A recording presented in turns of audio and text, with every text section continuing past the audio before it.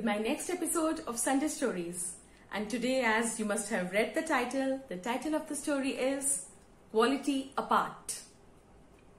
Now, this is a story about a boy who goes to a foreign country for studies. And he is, full of dreams, and he wants to study somewhere in the foreign country, and he wants to, earn a very good living and do everything good for his life, for his family too. But this boy was very aggressive. His nature was a very aggressive one. He was very short-tempered. He used to get angry very, very quickly. So when he comes to this foreign country, and as you all know, things are very expensive if you are away from your house. You have to earn for your living. You have to earn for your education, everything. And the family was not such that they could support him much. So what his plans were, that he would go to the foreign country, and alongside his studies, he would work somewhere. He would be a working student, either in a hotel, a restaurant, anywhere, where he could do a part-time job, and alongside he could study. So he went there to the foreign country, and after joining his classes, he started finding a place where he could work. So he had this amount of money that he could pay the rent of the lodgings for 1 month. But so he needed to earn money, and then he had to fulfill his dreams. So he went to a restaurant and he offered to work there.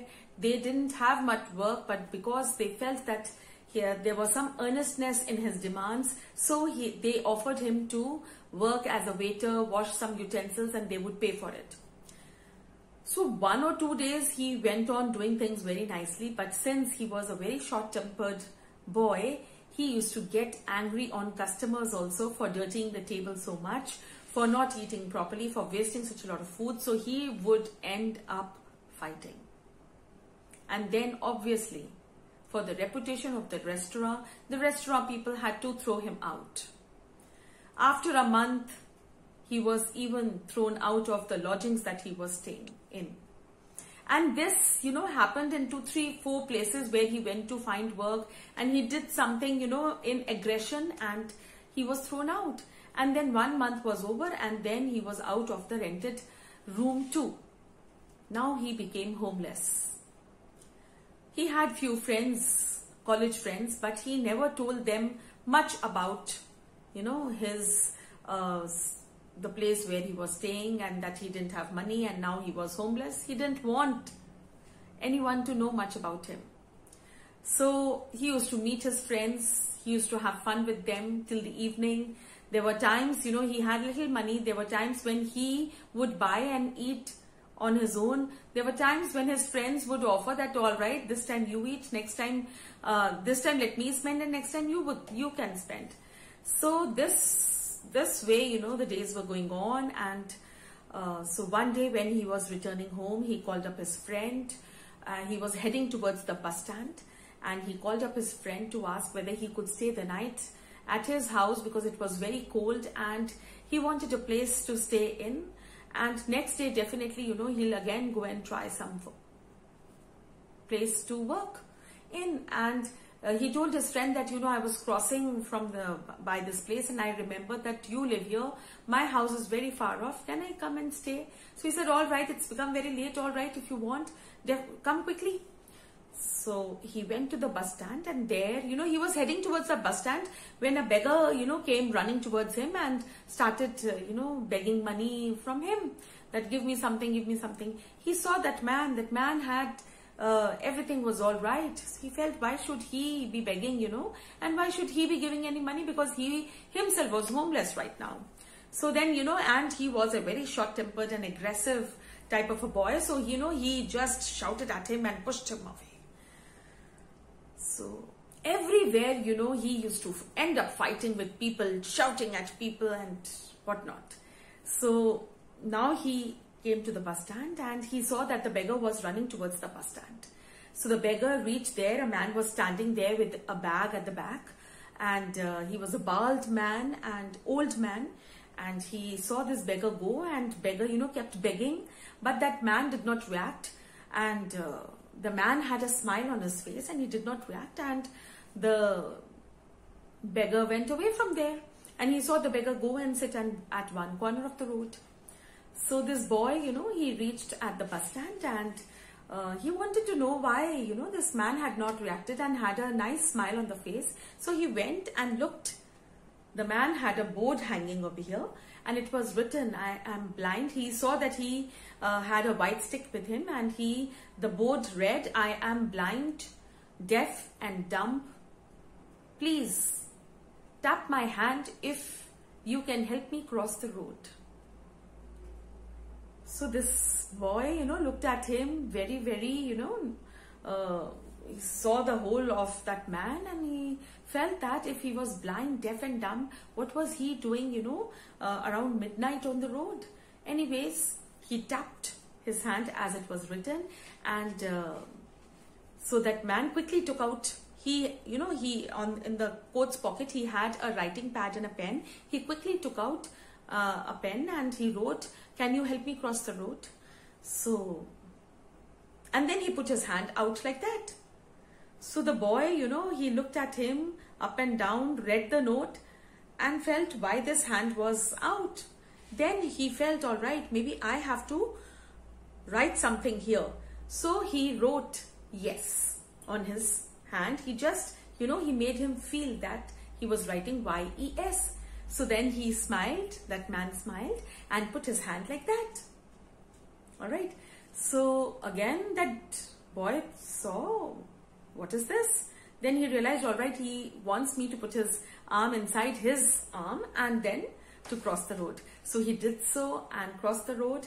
And then quickly after crossing the road, he again wrote a note.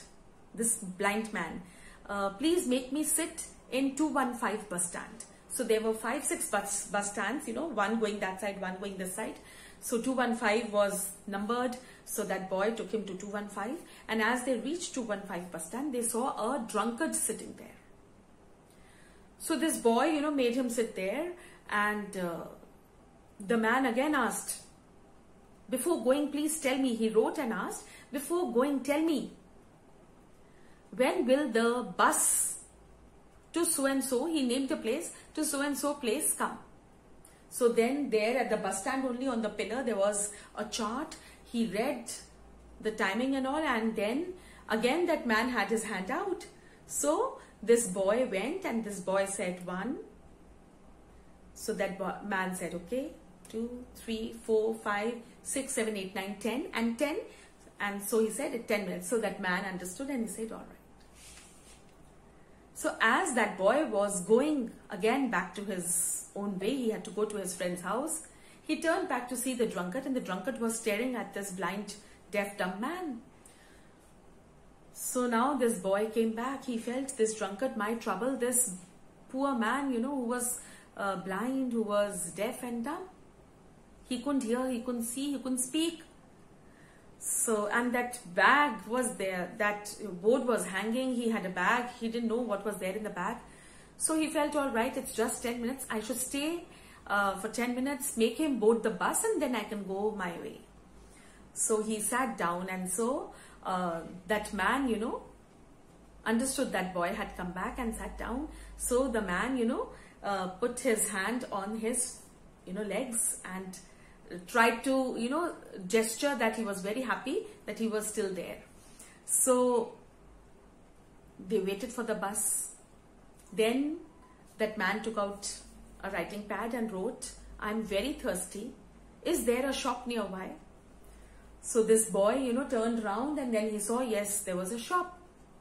So he said, yes, again the hand was out. So he wrote, yes, please take me there. I want to buy a bottle of water.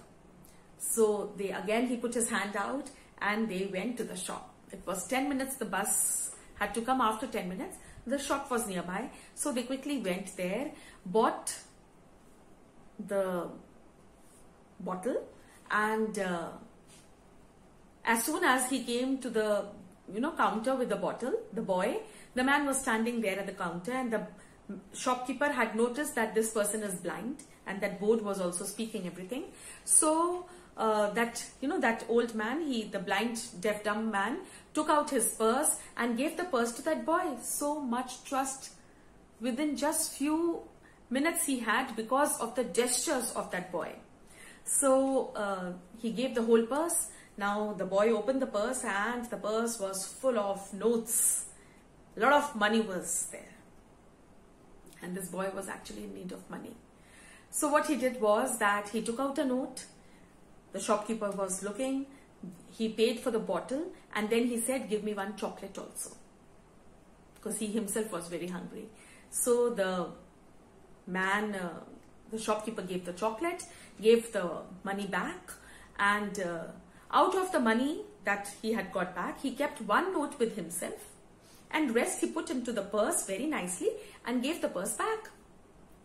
That man had a smile on his face. He took the bottle, opened the bottle, and quickly drank water. He was very thirsty. So now when they were coming back to the bus stand, suddenly, the bus crossed. The boy ran, "Wait, wait!"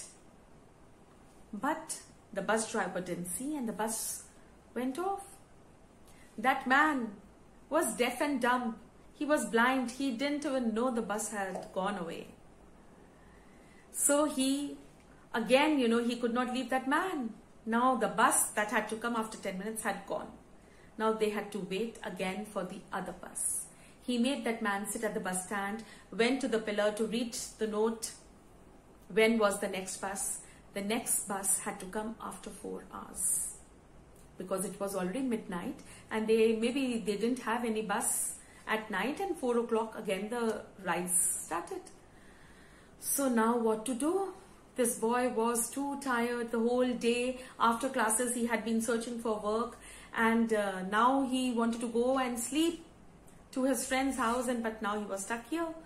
So he sat down with him, and he felt pity, felt very sympathetic for this man who had a smile on his face in spite of having the problems of blindness, deafness, and then he was dumb. So he again sat down with him, told him. The man asked, "When is the next bus? Has the bus gone?" So he wrote, "Yes." "When is the next bus?" He said, "After 4 hours." So he said, "All right, doesn't matter.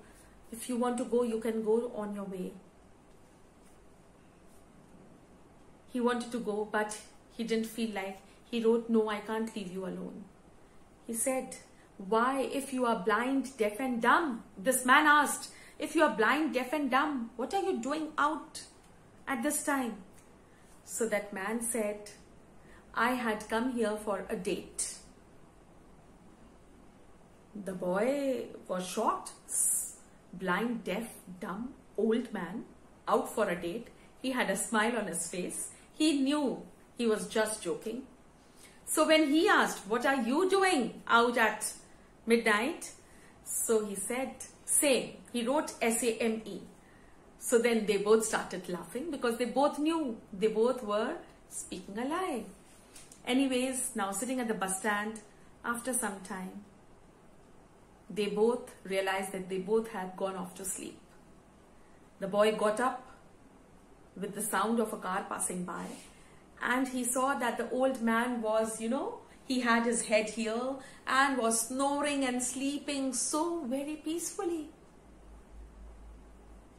This short-tempered boy,